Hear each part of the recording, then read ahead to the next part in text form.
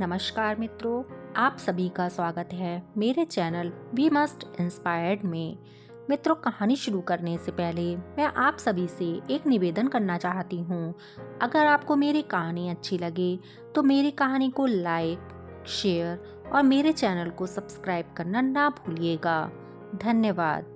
बहुत समय पहले हिमालय की गोद में बसे आश्रम में एक ऋषि रहते थे, जहाँ केवल शांतिपूर्ण वातावरण और ध्यान का मार्गदर्शन मिलता था। वह एक सिद्ध साधक थे। उनकी शिक्षा ने कई लोगों का जीवन बदल दिया था। उनके शिष्यों में से एक था ऋषि अरुण, जो एक युवा और जिज्ञासु साधक था। उसका हृदय शांत नहीं था। वह क्रोध, वासना और मोह जैसे भावों से बार बार विचलित हो जाता। उसका मन हमेशा अस्थिर रहता। वह ऋषि के पास गया और बोला, गुरुदेव, मैं अपने मन को वश में करना चाहता हूँ। मेरा मन मुझे चैन से नहीं जीने देता। कृपया आप मुझे मार्गदर्शन दें।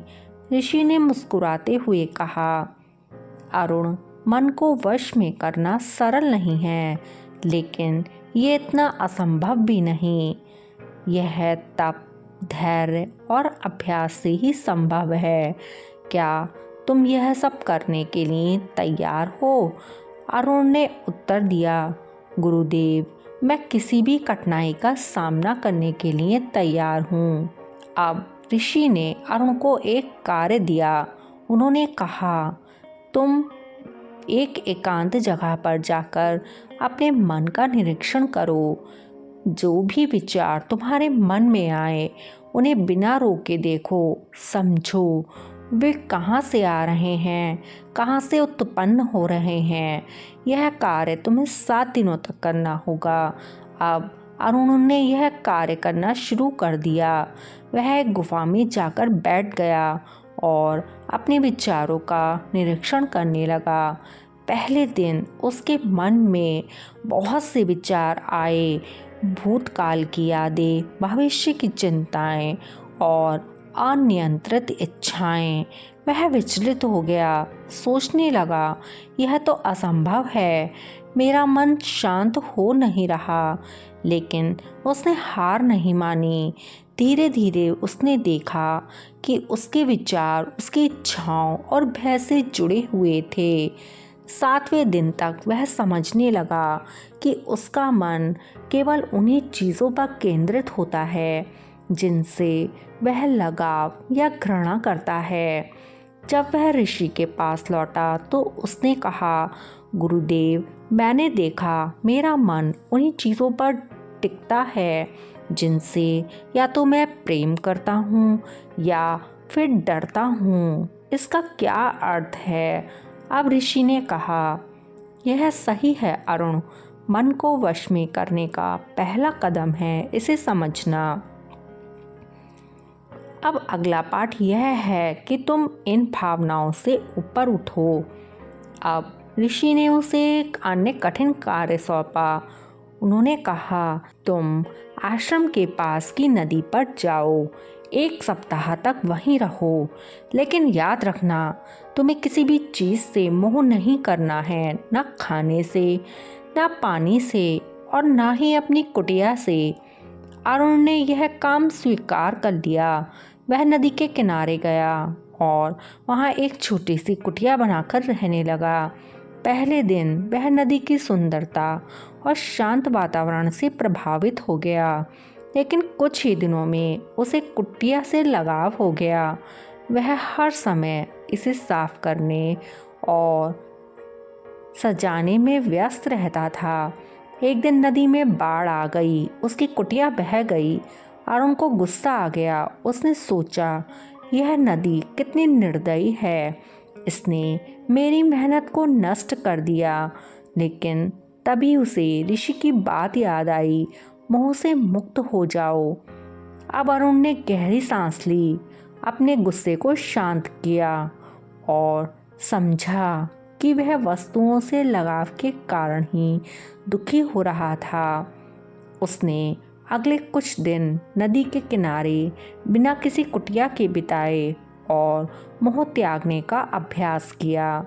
अब वह जब आश्रम लौटा तो उसने गुरुदेव से कहा, गुरुदेव, मैंने सीखा कि वस्तुओं से मोह दुख का कारण बनता है। मैंने अपने मोह को त्यागने का प्रयास किया है।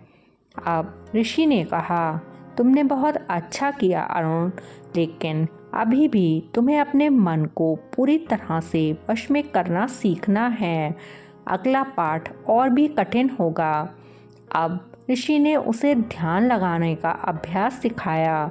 उन्होंने कहा, अरुण, ध्यान वह साधन है जिससे तुम अपने मन को स्थिर कर सकते हो, लेकिन यह आसान नहीं है।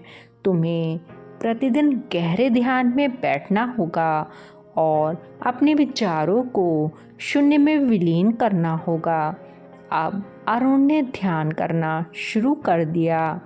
पहले कुछ दिन तक वह अपने विचारों को नियंत्रित नहीं कर सका। उसके मन में बार बार भटकाव होता था, लेकिन उसने अभ्यास जारी रखा। धीरे धीरे उसने देखा कि वह अपना ध्यान अपनी सांसों पर केंद्रित कर सकता है, और जब वह अपनी सांसों पर ध्यान केंद्रित करता है तो उसके विचार शांत होने लगते हैं। 3 महीने के कठिन अभ्यास के बाद उसने अपने मन में एक अद्भुत शांति का अनुभव किया। अब उसका मन पहले की तरह अस्थिर नहीं था। वह अपने विचारों को नियंत्रित करने में सक्षम हो गया। एक दिन ऋषि ने अरुण को बुलाया और कहा, अब समय आ गया है कि मैं तुम्हारी परीक्षा लूं। तुम आज से 1 महीने तक आश्रम के सभी कार्य को संभालो। ध्यान रखना कोई भी परिस्थिति तुम्हें विचलित ना करे। अरुण ने यह चुनौती स्वीकार की। आश्रम में कई तरह के काम थे, जैसे भोजन बनाना, सफाई करना और अपने अन्य शिष्यों की मदद करना। कई बार शिष्य उसकी आलोचना करते या उसे परेशान करते, लेकिन अरुण ने धैर्य और शांति बनाए रखी। वह हर परिस्थिति में अपने मन को स्थिर रखने में सफल रहा। 1 महीने बाद ऋषि ने अरुण को बुलाया और कहा, अरुण, तुमने अपने मन को वश में करना अब सीख लिया है। तुमने आत्मनिरीक्षण, मोह से मुक्ति और ध्यान के माध्यम से अपने मन को साध लिया है। अब तुम जीवन में किसी भी संघर्ष का सामना कर सकते हो। अरुण ने विनम्रता से कहा, गुरुदेव, यह सब आपकी कृपा और शिक्षाओं का ही परिणाम है। मैं आपका आभारी हूँ। इस प्रकार अरुण ने अपने मन को वश में करने की कला सीख ली।